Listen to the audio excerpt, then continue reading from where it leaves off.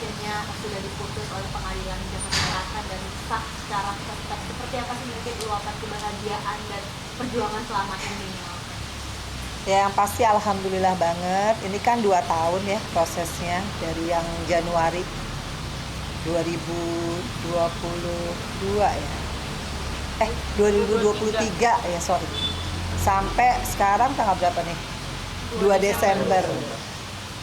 Hampir 2 tahun terbayar ya rasa kekhawatiran aku gitu ya, ini kapan gitu ya segera putusan. Dan alhamdulillah tadi aku baru baca e-courtnya, hasilnya sudah diputus secara first take ya. Mudah-mudahan nanti kita kan harus nunggu ya, untuk menjadi inkrah itu harus nunggu sekitar 14 hari. Mudah-mudahan tidak ada apa-apa. Ya udah deh, aku tinggal ngurus ke kelurahan ya, mau ganti kartu keluarga sama mau ganti KTP gitu sih. Gitu. Selama ini kan masih ngeganjel ya, apalagi mungkin Mas KDRT sendiri mungkin merasa trauma untuk Mama Vena sendiri. Mungkin seperti apa sih refresh dirinya selama 2 tahun?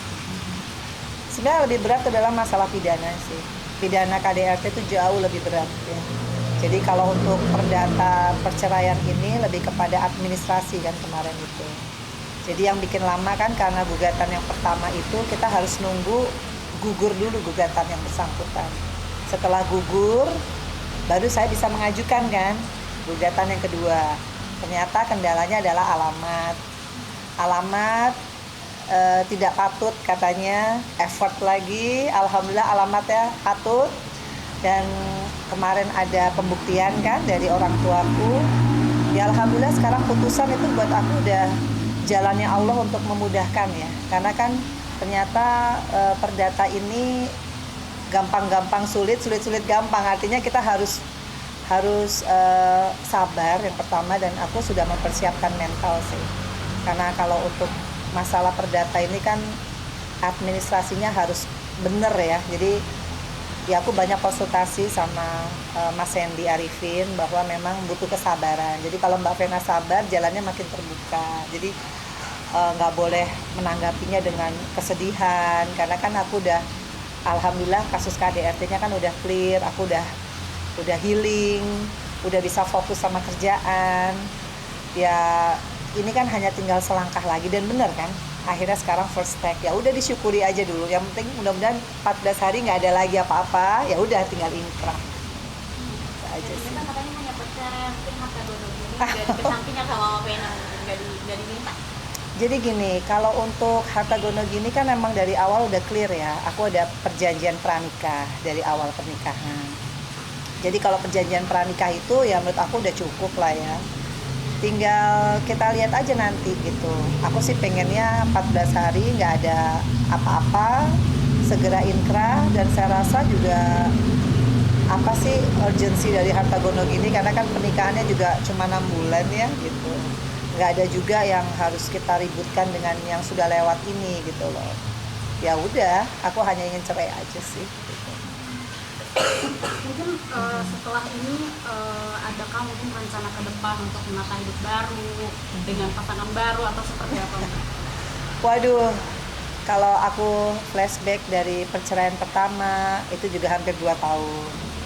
Perceraian kedua 2 tahun juga. Kayaknya harus reflex myself ya. Harus saya benar-benar minta sama Allah, kalaupun ada jodoh tuh benar-benar istikharah dulu, benar-benar yang dikenal dulu, benar-benar yang pokoknya nggak usah buru-buru lah gitu. Apalagi usia udah 52, lebih banyak waktu untuk banyak doa ya, untuk anak-anak lah. Sekarang udah waktunya nanti Feral yang dapat jodoh kan, ya kan, dia udah jadi anggota DPR, yang kurang kan pasangan. Jadi aku fokus aja berdoa untuk pasangannya Feral, apalah nanti urus Fania nih, udah mau kelas 4 tahun depan. Kayaknya udah banyak banget gitu yang mesti dikerjain ya, dari sekedar hanya putusannya aja sih. Yang paling penting kan putusan.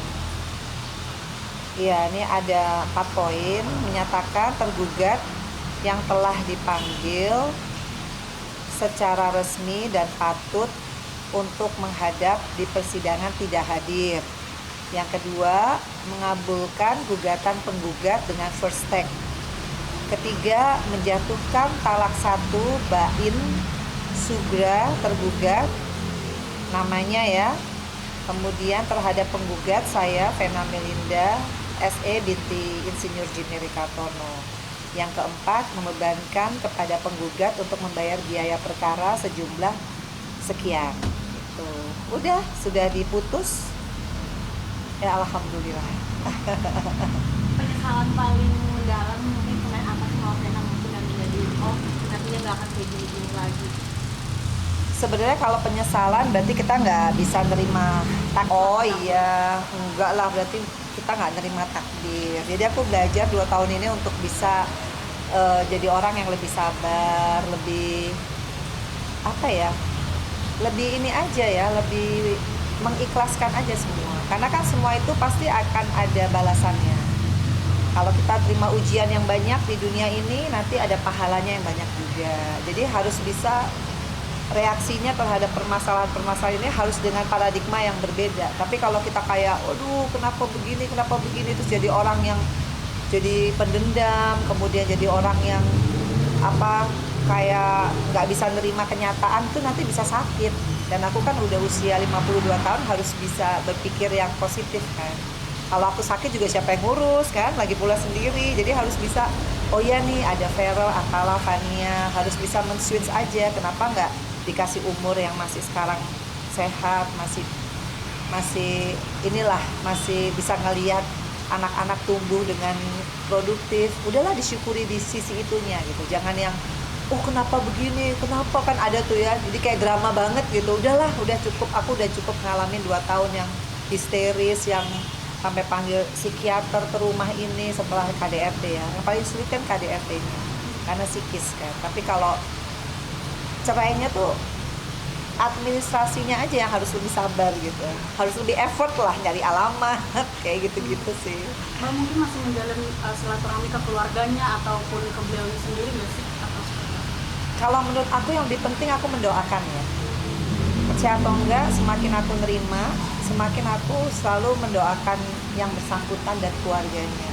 Supaya kita kan ketemu juga baik-baik. Yang paling penting kan kasus KDRT-nya clear ya. Jadi artinya buat aku kalau udah clear, beliau juga sudah menjalani hukumannya. Buat aku ya udah clear.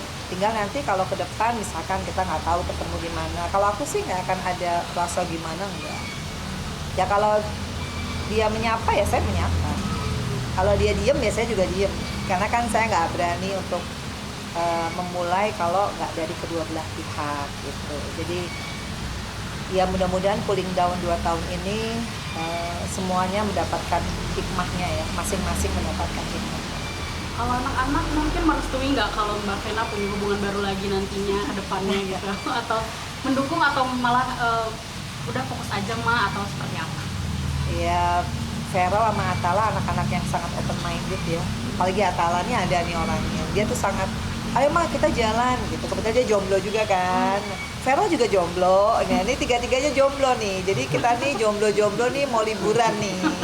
Mamaku juga jomblo. Nah, ini kita liburan nih berempat nih jomblo semua ya, dengan usia masing-masing dengan Fania.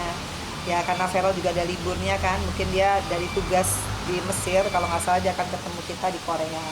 Jadi kita mau ya spend waktu sama-sama akhir tahun, menghilangkan segala, kan semua orang pasti punya masalah ya gitu. Tapi dengan kita sekarang lagi nggak ada pasangan semuanya, kayaknya ini memang udah waktunya aku sama anak-anak quality time. Yang dulu kan mungkin Vero ada pacarnya atau ada pacarnya sibuk sendiri-sendiri, sekarang mereka pengen banget sama aku, nyemenin aku sama Fania.